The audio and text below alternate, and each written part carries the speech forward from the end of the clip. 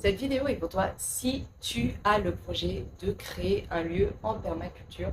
Peut-être que tu as déjà un terrain et que tu aimerais être totalement ou partiellement autonome en nourriture. Tu aimerais cultiver tes propres plantes et tes propres légumes pour ta consommation. Tu aimerais peut-être faire un petit peu d'élevage, avoir quelques poules, avoir quelques animaux pour ta propre consommation ou éventuellement pour développer une source de revenus et tu aimerais vraiment faire des choses de façon écologique, eh bien, cette vidéo est pour toi. Je vais te présenter les 5 étapes pour concevoir le design de ton lieu en permaculture.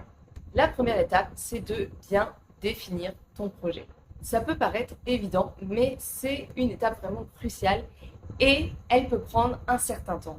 Vraiment de définir quels sont tes objectifs, quels sont les objectifs de tes partenaires dans ce projet. Mais généralement, on ne se lance pas dans un tel projet à court terme, c'est un projet à long terme qui va prendre du temps et donc c'est vraiment important de bien définir ses objectifs, de définir nos aspirations et également d'évaluer quelles sont nos ressources afin de mener à bien ce projet. C'est important aussi de bien te préparer en amont en te formant par exemple autant que tu peux sur les sujets qui t'intéressent, particulièrement si tu veux en faire une activité professionnelle. Côté formation, par exemple, tu as des organismes comme Savoir-faire et Découverte et tu as aussi l'entreprise Écopreneur. Je t'invite à aller te renseigner sur ce qu'ils font si jamais tu veux te lancer dans une activité professionnelle en lien avec ton projet en permaculture. Sur mon blog, je te donne aussi quelques ressources de livres qui peuvent t'inspirer dans l'élaboration de ton projet. Je te mets le lien en description. Bien sûr, ton projet, il va sûrement évoluer avec le temps en fonction de tes découvertes, de tes aspirations, etc. Mais c'est bien de définir déjà un point de départ pour pouvoir aller plus loin. La deuxième étape, c'est observer et apprendre à connaître ton lieu.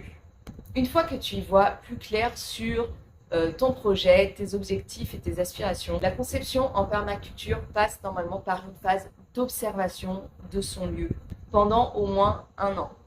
Cela te permet de voir ton lieu au fur et à mesure du cycle des saisons et d'y observer les différentes forces naturelles qui y interagissent. L'eau, le vent, la faune, la flore. Cependant, si tu ne peux pas te permettre d'observer ton lieu pendant un an, eh bien, il va te falloir faire des recherches pour réunir les différentes informations dont tu as besoin sur ton lieu. Tu peux par exemple faire des recherches sur Internet, mais aussi interroger les voisins ou les précédents propriétaires du site, ou bien encore auprès de différentes institutions spécialisées. Tu vas compiler les données qui concernent le climat, mais aussi le relief, le diagramme solaire, etc. Cela permet de repérer les phénomènes qui nous avantagent dans notre projet et ceux qui constituent un challenge pour lesquels il va falloir trouver des solutions pour minimiser ou contrer ces effets.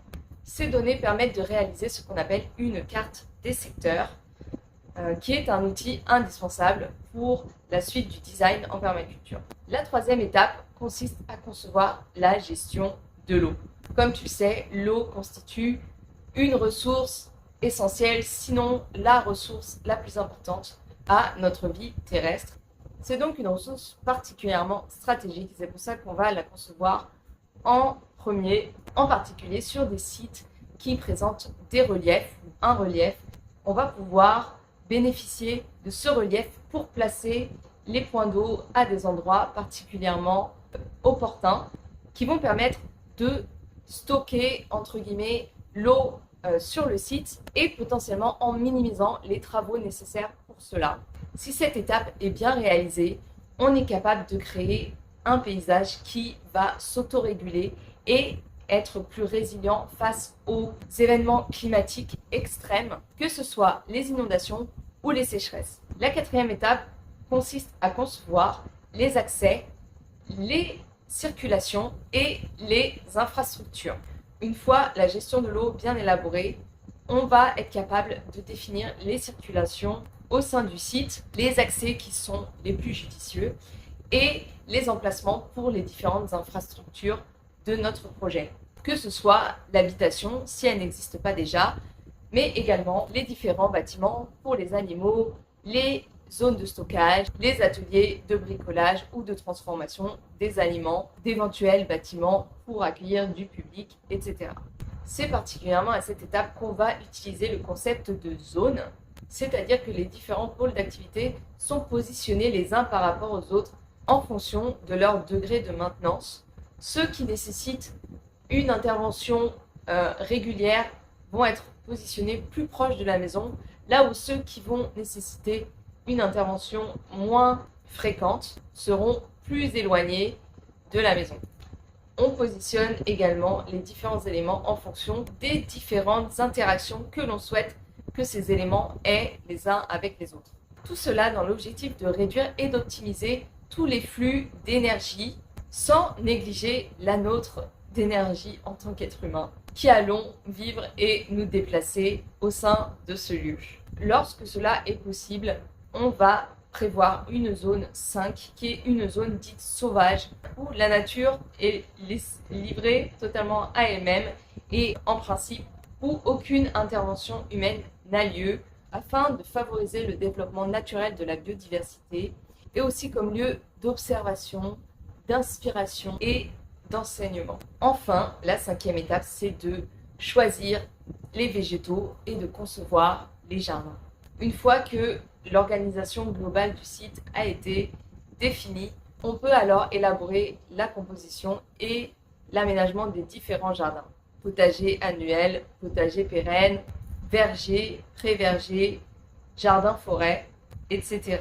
Bien sûr, ces 3 étapes se font un peu de manière itérative et en fonction les unes des autres, mais on va privilégier vraiment cet ordre, histoire de ne pas placer des infrastructures à des endroits où il serait vraiment plus judicieux d'installer une mare ou ce genre de choses. Voilà pour les 5 étapes de conception d'un design en permaculture. J'espère que ces informations te permettent d'y voir un peu plus clair. Si ça t'intéresse, je t'invite à télécharger mon e-book gratuit Crée le lieu de tes rêves en permaculture. Je te mets le lien en description. Dans ce e-book, je reprends ces 5 étapes de conception d'un lieu en permaculture et je t'en dis un peu plus sur mon parcours avec la permaculture et comment je peux t'aider à réaliser le design de ton lieu. Et si tu es prête à bosser plus en détail ton projet et le design de ton lieu, alors j'ai créé pour toi le guide de conception en permaculture. C'est un document qui reprend la méthode pas à pas pour élaborer le design de ton lieu et qui réunit toutes les questions à te poser pour concevoir ton projet avant de te lancer dans sa réalisation. Si ça t'intéresse, je te mets également le lien en description. Enfin, si tu as besoin de consulting pour la réalisation ou l'amélioration de ton lieu grâce au principe de la permaculture, tu peux également me contacter directement via le formulaire de contact dont le lien est également en description. Voilà pour cette vidéo, j'espère qu'elle t'a plu. Si c'est le cas, n'hésite pas à appuyer sur le bouton j'aime et à nous dire en commentaire qu'est-ce que tu as appris et quels sont tes projets. Si tu souhaites être au courant de mes prochaines vidéos, je t'invite à t'abonner à la chaîne et je te dis à très vite dans une prochaine vidéo. Bye.